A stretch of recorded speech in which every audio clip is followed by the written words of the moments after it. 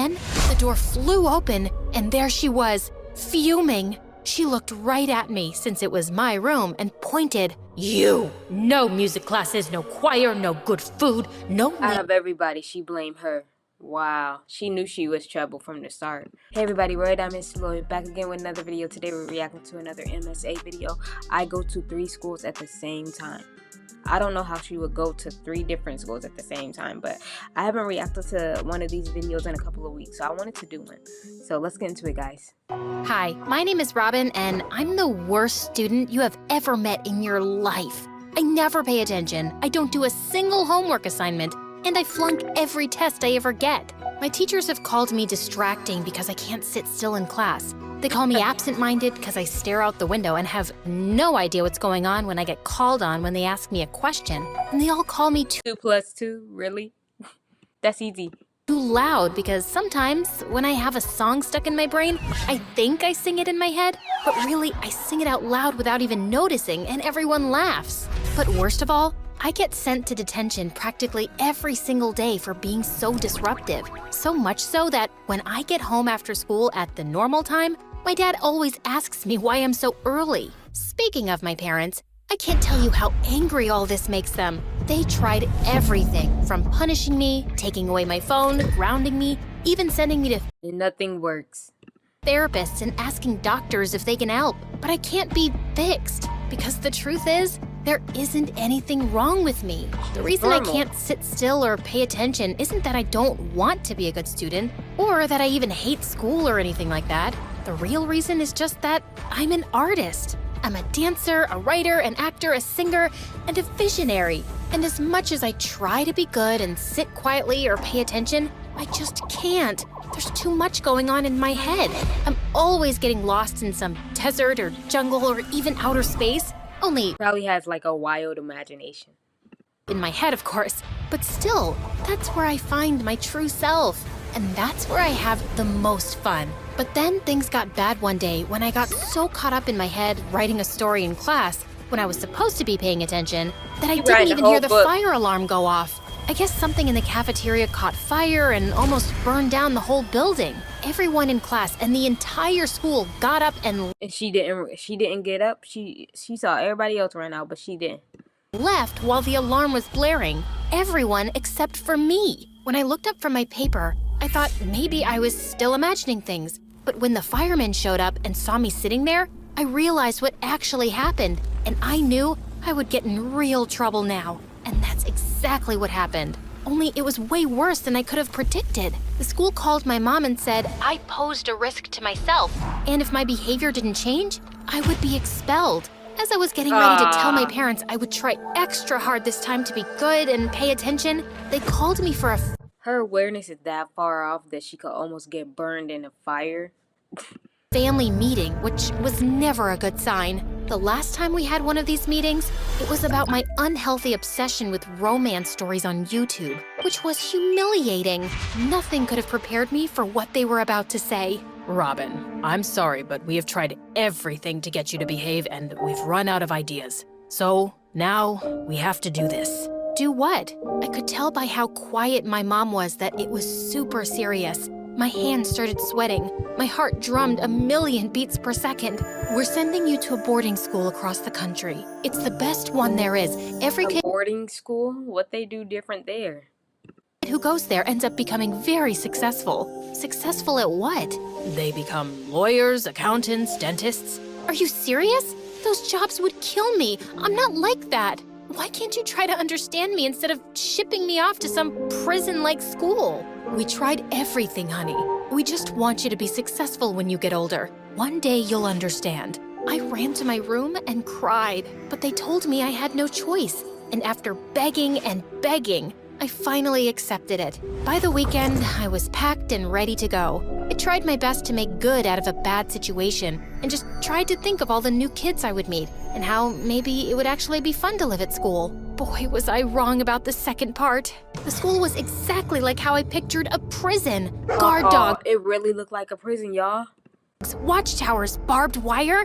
Well, okay, not really, but it was just a big gray rock which reminded me of prison. And all the kids wore gray uniforms, and even the grass looked gray under the gray sky above. It was like all color was suddenly drained from my life. Classes were the worst. The teachers yelled at you if you looked away. They closed the windows so I couldn't even look up at the stupid cloudy sky.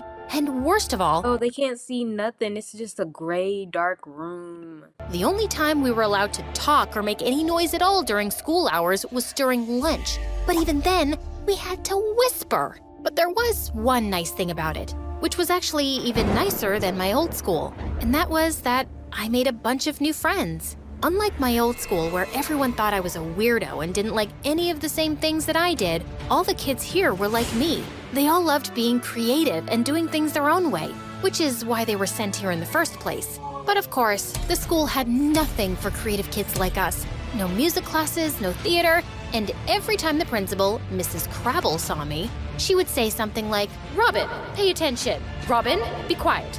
Robin, stop dancing." I was losing my mind. Dang, Mrs. she wasn't getting past nothing. They was on her case. Crabble was so mean, she yelled at kids until they cried, and even told some she would call their parents and tell them lies just to get them in trouble if they... Why she remind me of that, what's her name? You know, the evil lady on 101 Dalmatians, you know, with the gray and white hair. kept breaking her rules. Who do you think they'll believe? A little troublemaker like you? Or a respectable principal like me? But I didn't do anything. You talked in class, your hair's messy, and now you talk back to me? Your hair's One more messy. word and I'll call your parents right now. Do you want to test me? The girl got quiet and Mrs. Crabble smiled. After the principal left, the girl cried. I knew I couldn't let Mrs. Crabble treat us like that, but I also didn't want my parents to get called, so I didn't say anything. I knew I had to do something, but I had no idea what it could be. For the next 2 weeks, I kept thinking of what I could do to get back at her for how she treated us. First, I thought I could prank Mrs. Crabble. You about to get expelled out of that school. I just know it. Put glue in her seat or whisper through the vents so she would think the school was haunted. But as much fun as it would be to drive her crazy, it wouldn't do anything for me and the other kids who were miserable here. What I wanted was to help them and make life fun and exciting. And that's when I had the best idea ever. Guys, can you come to my room tonight when all the teachers are asleep? I think I have an idea. What is it? I can't say yet. Only bring people you trust. This is top secret. When everyone comes, I'll tell you. That night, one by one, a bunch of the kids showed up in my room. I told them my idea was to make something I was calling the secret It's only 3 kids. She said a bunch of the kids when it's only 3 kids that showed up to her room. school for artists and outcasts. They loved the idea, but we weren't sure what we were going to do. I told them I would write a story. The ones who liked fashion could make the costumes, and the ones who liked to draw could make the sets. After weeks of meeting quietly in the dead of night, getting everything ready, we finally put on the They play got away with this for weeks. and invited all the other kids who didn't know anything about our secret school. They all watched our play in total awe. They loved it, and we loved doing it. It was the most alive I had felt in my entire life. Every night after that, we would meet in my room and put on plays, tell stories, have drawing classes. Every kid who Oh, had a wow. special She did make talent it would fun. teach each other how to do what they knew how to do. And slowly, we all became experts at everything. They all wanted to applaud for me, but since they couldn't, one girl, Marta, put her thumbs together and made her hands like a bird for my name, Robin, and everyone else did the same. From then on, that was the sign they used to talk to me without speaking out loud. I didn't realize it at the time, but this would become very useful later. It was like our own paradise where we could be ourselves and teach and learn things that actually mattered to us and made us feel like there was hope outside these gray walls. One day, Mrs. Crabble came to our class and told us she had a big surprise that would make us all very happy. We are starting a choir program, and at the end of the year, Oh, choir, good. Now they could sing. you will all sing in a big show to your parents. Aren't I the best principal ever? We all just nodded silently. I had to admit, singing sounded fun, but of course, when the choir class started, all we did was sing old, boring, slow, sad songs that made us all songs that they don't like. That's boring and tired. super depressed. Mrs. Crabble loved it, of course. One night, when we had all the kids who were part of the secret school gathered in my room for our own special classes, something terrible happened. One of the girls bumped a vase in my room and it fell and shattered so loud. We all froze and listened. Then we heard her. Mrs. Crabble was walking around, opening all the doors. Where is everyone? If I find out you've snuck out of your rooms, you'll be in so much trouble. There was nothing we could do but sit and wait. And then the door flew open, and there she was, fuming. She looked right at me, since it was my room, and pointed. You! No music classes, no choir, no good food, no... Out of everybody, she blamed her. Wow, she knew she was trouble from the start.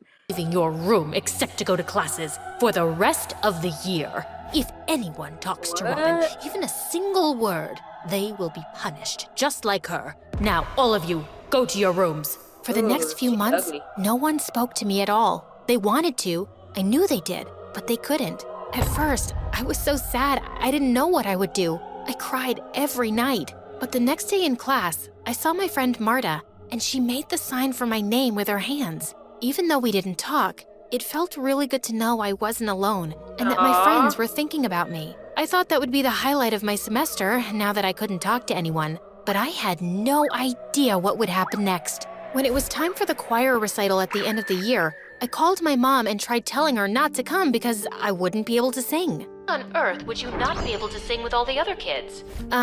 Because... Are her mom mad now? I'm sick. My throat hurts. I can't sing, so there's no point in coming. You can come get me when the school's over. The choir will be boring anyway, so don't come, okay? The show isn't for another week. You'll be fine by then. Of course we'll come. We have to see all your She should have waited to call her mom the next week then.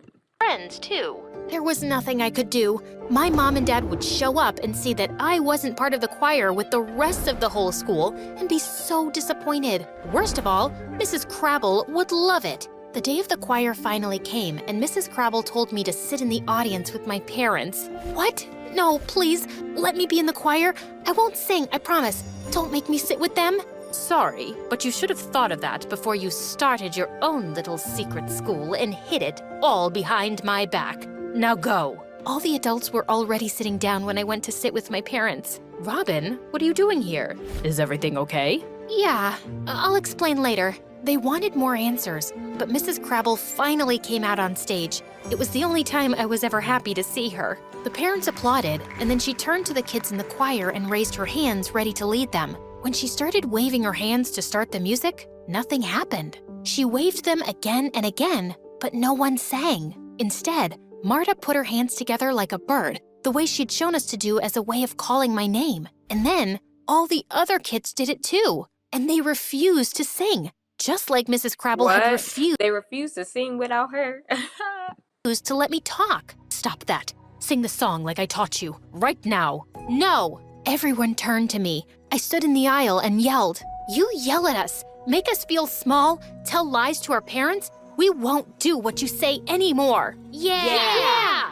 Mom, Dad, I won't stay here anymore. Mrs. Crablegs hasn't allowed me to talk to anyone in weeks. What? That's wrong. We don't know. There's nothing wrong with me or any of the kids here. If you want us to be successful, all you have to do is let us do what we love. Let us be artists. That's what we are. And we're miserable here. I'm not like you, but that doesn't mean I need to be fixed. My mom got up and held me in her arms. I'm so sorry. We didn't know you were so mistreated. We didn't understand. That night, all of the parents took their kids home when they realized what Mrs. Crabble had been doing, and the school that school about to be shut down. Ended up closing soon after. Now that my parents finally see me for who I am, I can do my own creative projects, and I can concentrate in school because I don't have to pretend I'm something I'm not. The truth is, my heart is full of stories and magical ideas, so whenever I need help that I can't get from my mom or dad or teachers, I go to my third school, the one in my imagination, where I can be free and be myself. And there, I'm the best student in the world. And now you're watching one of my stories. Thank you. And don't forget to subscribe. Wow. This was a good one, guys. Stay tuned. I'll be back with more videos, and I'm out.